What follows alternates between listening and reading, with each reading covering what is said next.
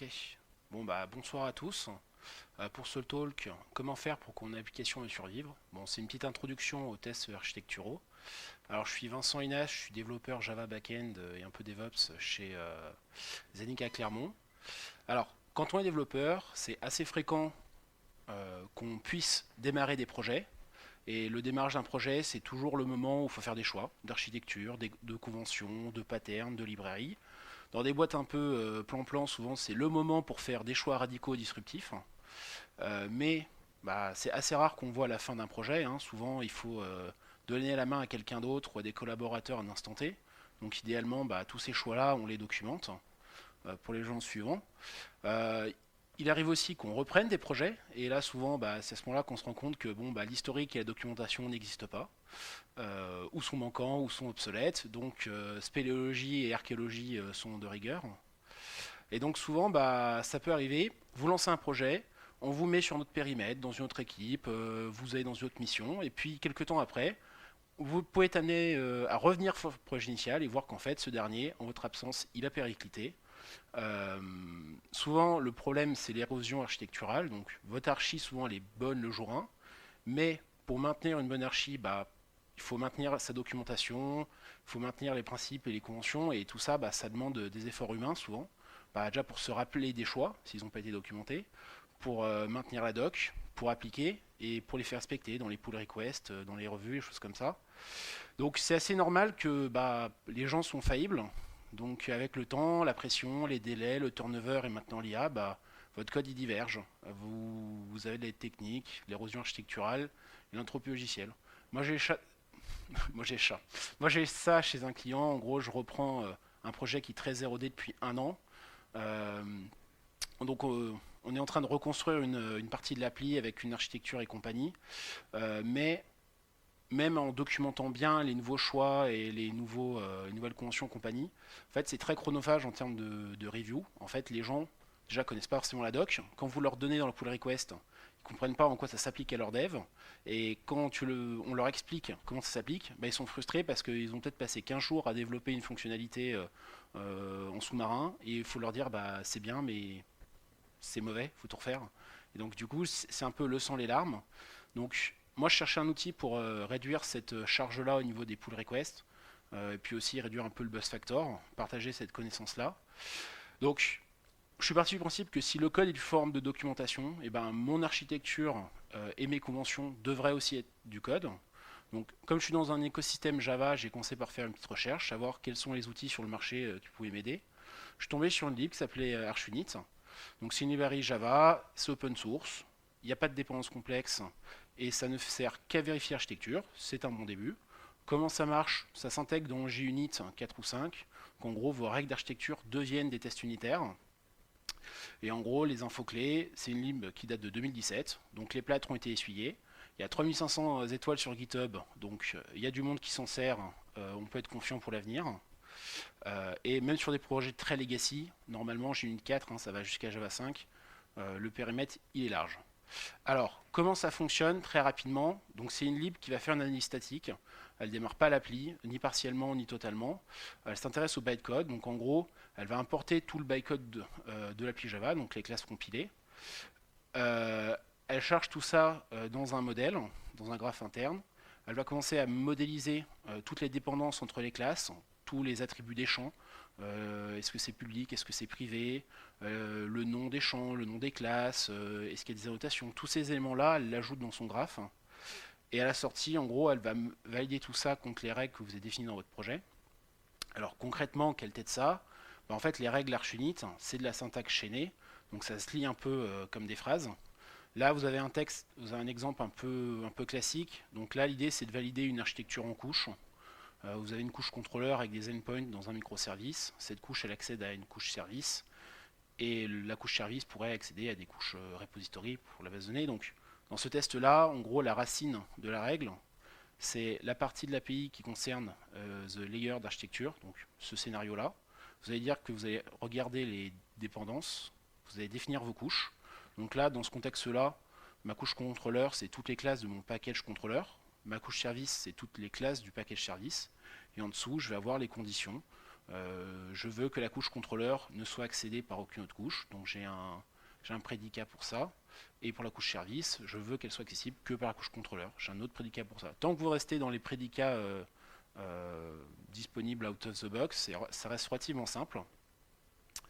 Et voilà, et en gros l'idée c'est que si demain je fais une petite méthode du contrôleur qui tape directement une couche repository, ou si j'ai une autre couche qui appelle le contrôleur, bah, normalement c'est censé péter. Alors c'est quoi les principaux cas d'usage de la lib? Alors selon moi, bon, le premier on vient de le voir, c'est de valider un peu les relations entre les classes, vérifier que votre information elle passe bien dans le bon sens. Donc dans un modèle en couche, en oignon, bah, c'est ce qu'on vient de dire, le contrôleur vers le service vers le repository, et surtout pas le contrôleur vers le repository. Ça, on veut pas.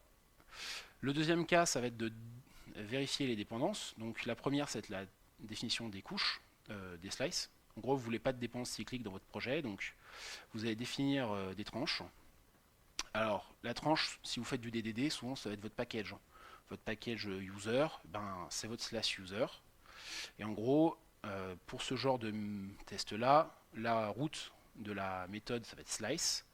Vous allez identifier ici vos tranches avec matching et naming slice, et vous allez appeler le prédicat free of cycle.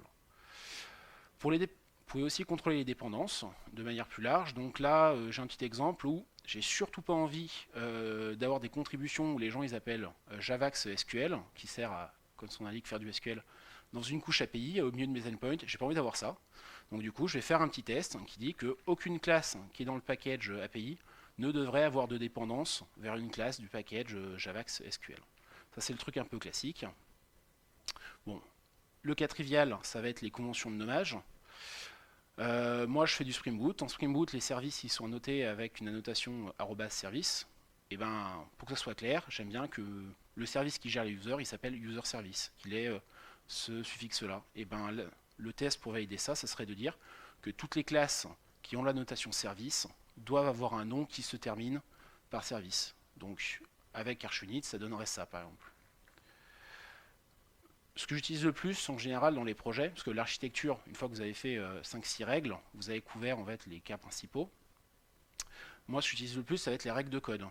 Typiquement, j'ai plein de situations que je ne veux pas voir. Genre par exemple, je ne veux pas voir de println au milieu de mon appli.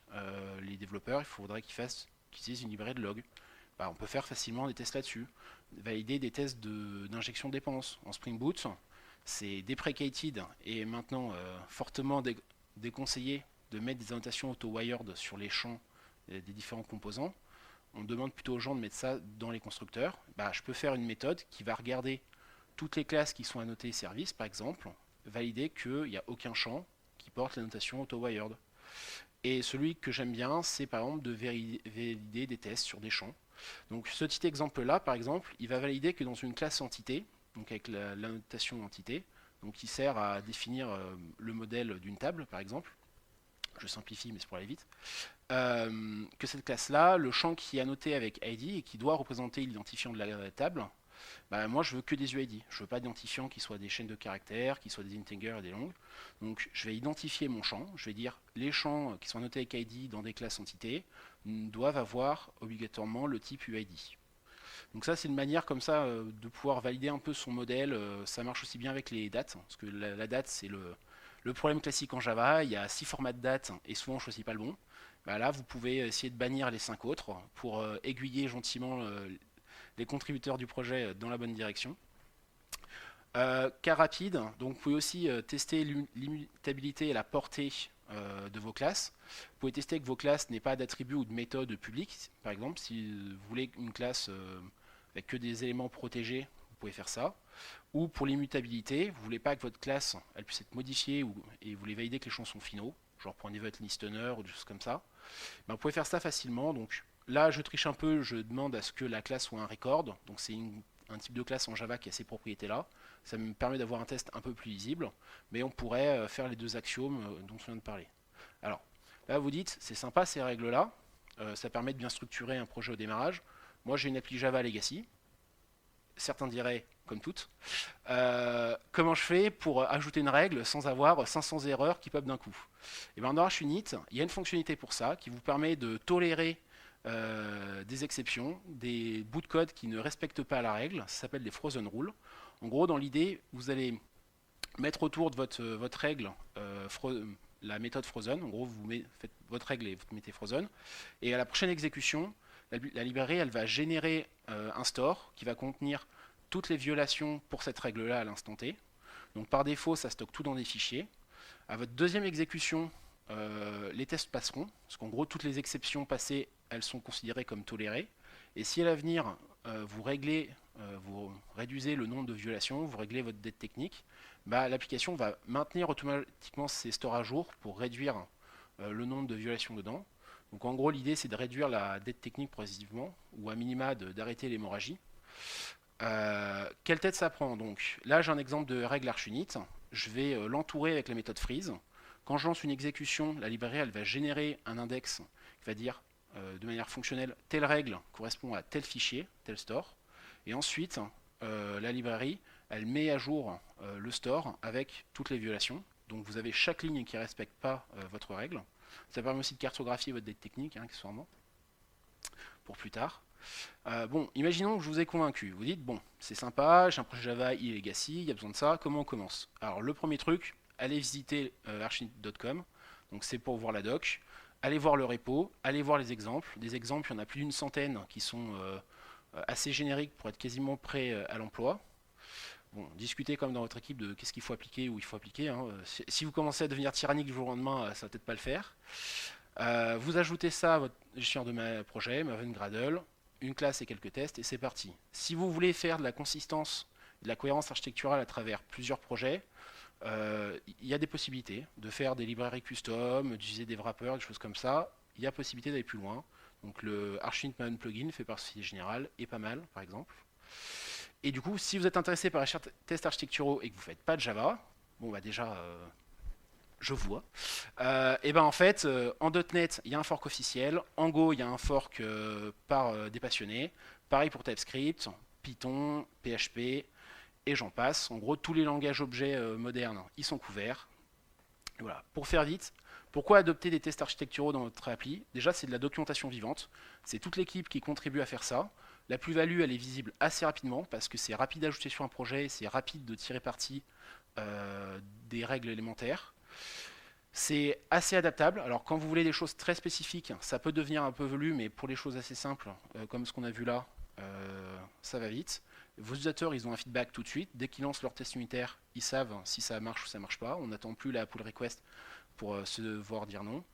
Et c'est intéressant dans un contexte actuel avec l'IA, parce que quand vous générez du code avec des prompts, généralement votre prompt ne va pas contenir l'intégralité de votre appli dans son contexte, donc généralement il va produire du code qui est assez incohérent, et donc ça participe à une érosion rapide de l'appli. Ben, avec des tests architecturaux, vous pouvez limiter ça, mais si en plus vous avez mis des commentaires intéressants dans les tests, ça peut aussi alimenter un deuxième prompt pour corriger le code, pour qu'il soit plus convergent vers la solution. Dire, ton code il est pas bon, régénère-moi celui-là, mais pour valider tel test, parce que tel code erreur passe pas. Enfin voilà, bon, je suis Vincent Hinas, consultant chez Zenica. Hop, si vous voulez le lien des slides, il y a un petit QR code. Je suis preneur de feedback, c'est la première fois que ce test y passe. Enfin, non, pas ce test, ce talk, désolé. Je vous remercie et si vous avez des questions, et ben, hop, à vous la suite.